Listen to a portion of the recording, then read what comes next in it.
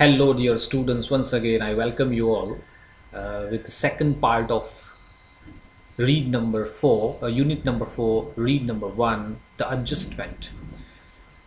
Last time એક video હતો અને વિડીયોમાં આપણે ક્વિકલી ઓવરવ્યૂ લેવાની કોશિશ કરી હતી અને સ્ટોરી સમજવાની કોશિશ કરી હતી કે what is actually the story of નાના એન્ડ નાની રિલેશનશિપ એન્ડ ક્લોઝનેસ બંને વચ્ચે કેવી રીતે રિલેશનશિપ હતા અને કઈ રીતે નાનાની લાઈફ હતી એ નાનીએ ડોમિનેટ કરી હતી આફ્ટર હર ડેથ એમના મૃત્યુ પછી vote was the mental condition of નાના અને કઈ રીતે એક ડિસોસિએટિવ પર્સનાલિટી ડિસઓર્ડર એટલે કે માનસિક જે વિકૃતિ હતી એ કઈ રીતે નાનામાં આવી હતી તો આ વાત લાસ્ટ વિડીયોમાં ડિસ્કશન કર્યું અને સ્ટોરીને સમજવાની કોશિશ કરી I hope that you have watch that video ના વિડીયો જોયો હોય હજુ સુધી તો you can watch it again now let's start with this paragraph હવે અહીંયા આપણે કોમ્પ્રેહેન્શન કરવાની કોશિશ કરીશું કે કઈ રીતે પેરેગ્રાફ હોય છે અને પેરેગ્રાફમાં ક્વેશ્ચન્સ આન્સર્સ અને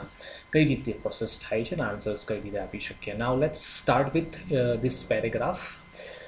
It was a mistake not to take Nana, our grandfather, to the funeral of our grandmother, our Nani. Go, take her away. Whisper into her ears that I too am on the way, not far behind. That her I will see her in the beyond. જ્યારે શરૂઆત થાય છે સ્ટોરીની ગઈકાલે પણ આપણે first પેરેગ્રાફમાં જે discussion હતું તે જોયું હતું કે ભાઈ it was a mistake not to take Nana grandfather to the funeral of grandmother Nani go take her away તો આ જે ગ્રાન્ડ ચિલ્ડ્રન હતા એવું માનતા હતા કે એક મિસ્ટેક હતી નાનાને ફ્યુનરલમાં અંતિમ ક્રિયામાં ના લઈ જવાની. ઓકે તો અહીંયા ક્વેશ્ચન છે whom does the author talk about? કોના વિશે ઓથર વાત કરે છે? what does the whom does the author talk about? અહીંયા કોના વિશે વાત થાય છે પહેલાં સમજો. It was a mistake not to take Nana, our grandfather, to the funeral of our grandmother, our Nani. Go take her away.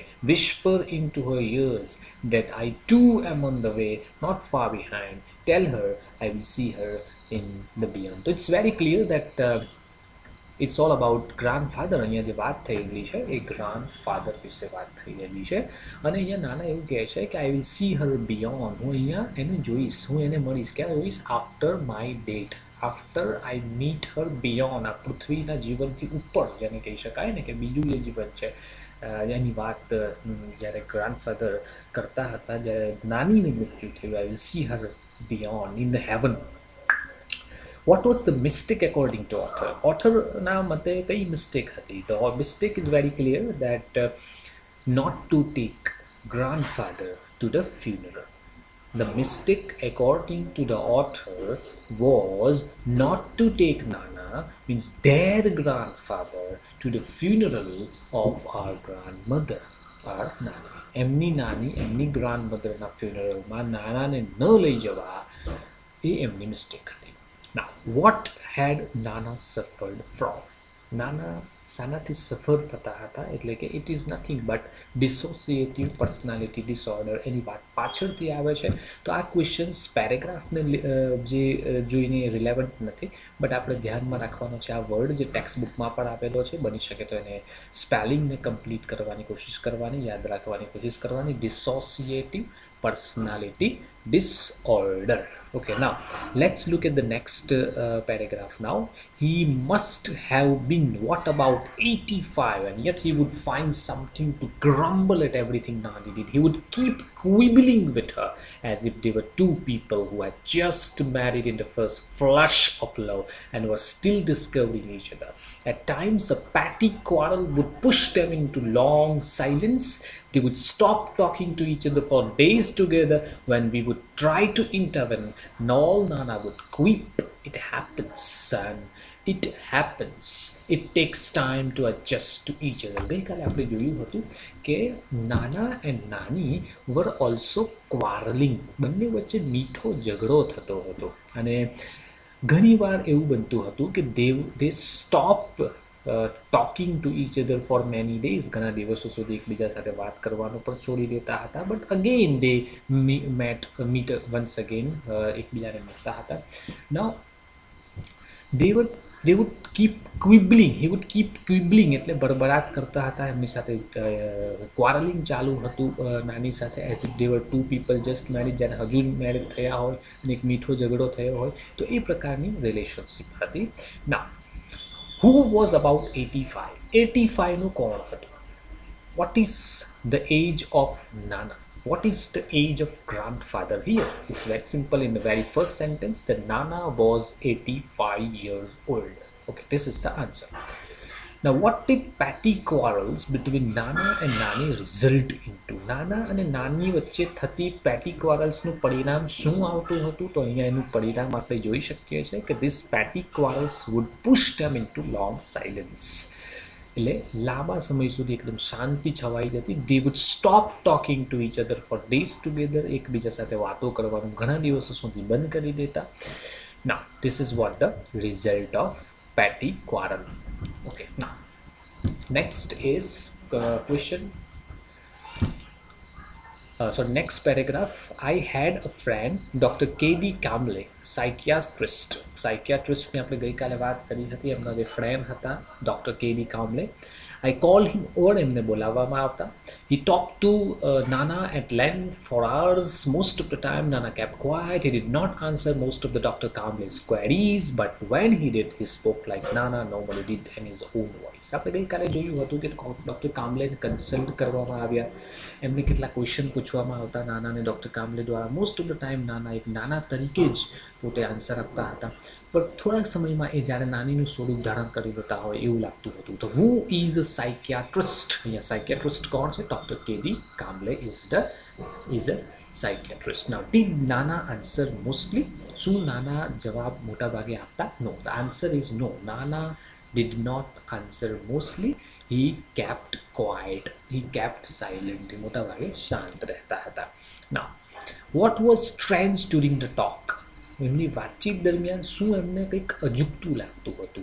Okay, he did not answer most of the Dr. Kamble's queries, but when he did, spoke like Nana. પરંતુ જ્યારે એ વાતચીત કરતા હતા ત્યારે તો નાના તરીકે જ કરતા હતા, પણ જ્યારે એમનું બિહેવિયર હતું સ્ટ્રેન્જ થઈ જતું હતું. જે સેન્ટેન્સ અહીંયા આપેલું નથી, પણ લાસ્ટ જે સેન્ટેન્સ છે એનો આન્સર હોઈ શકે. Now let's look at the next paragraph. When Nana left, Dr. Kamble said he does not perceive your Nani as dead. જ્યારે નાના લેફ્ટ કરતા ડૉક્ટર કામ્બલે એવું કહેતા કે હી ડઝ નોટ પરસીવ યોર નાની. નાનાને એવું નથી કે નાની અત્યારે મૃત્યુ પામ્યા છે. નાનાને તો એવું છે કે Nani is present, she is alive. Okay, અત્યારે જીવિત છે. You begin to live a double life. એમણે બે લાઈફ જીવવાની શરૂ કરી છે, મીન્સ કે started living dual life, double life, as Nana also and as Nani also. In fact, there is more of her and less of him. હવે હકીકતમાં એવું હતું કે પોતે જે નાના હતા એ નાના નહીં, પણ વધારે પડતા નાનીનું બિહેવિયર એમનામાં આવી ગયું હતું. He has begun to think of himself as Nani. Whatever happens, it happens to her. એ પોતાને નાની માનતા. She is the one who needs to be fat. She is the one who feels thirsty. She is the one who feels the pain, and it is he who takes the medicine. જે પણ બનતું જ્યારે નાની સાથે બનતું.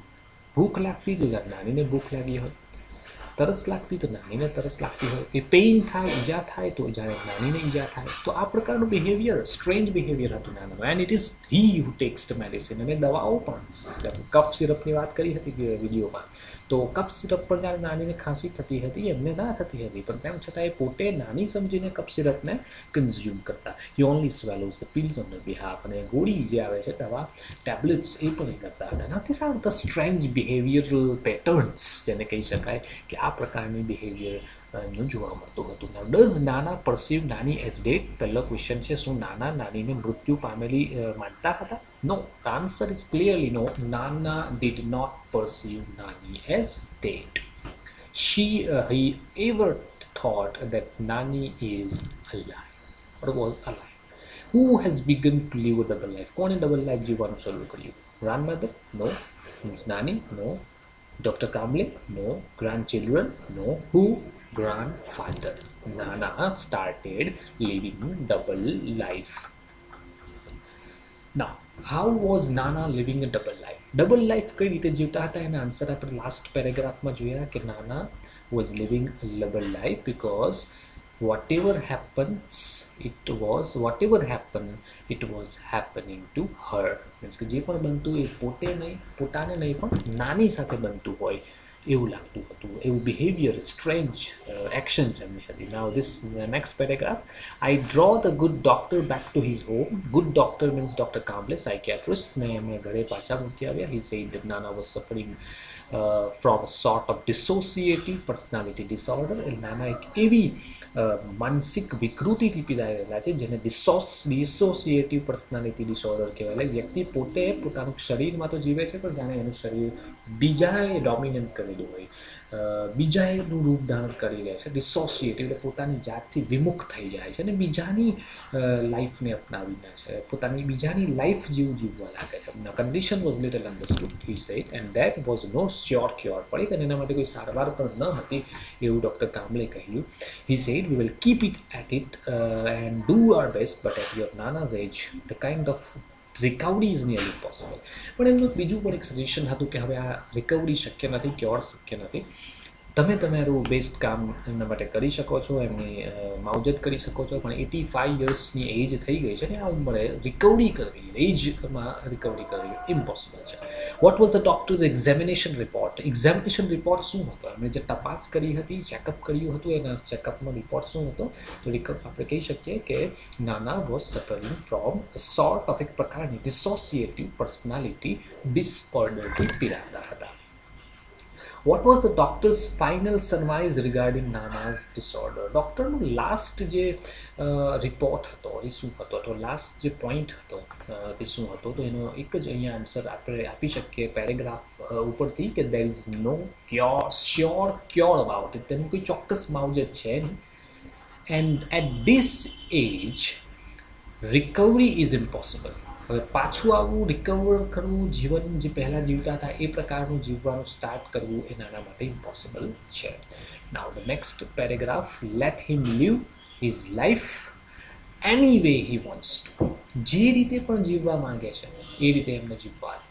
Okay, I was late coming back home but I did feel quite unburden by what doctor Kamble had said. હવે જે એમના ગ્રાન્ડ ચિલ્ડ્રન હતા એમને આ ડૉક્ટર કામ્બલેની વાત સાંભળીને થોડીક શાંતિ એટલા માટે થઈ કે ભાઈ આ ક્લિયર છે કે હવે એમની લાઈફ આ પ્રકારની રહેવાની છે.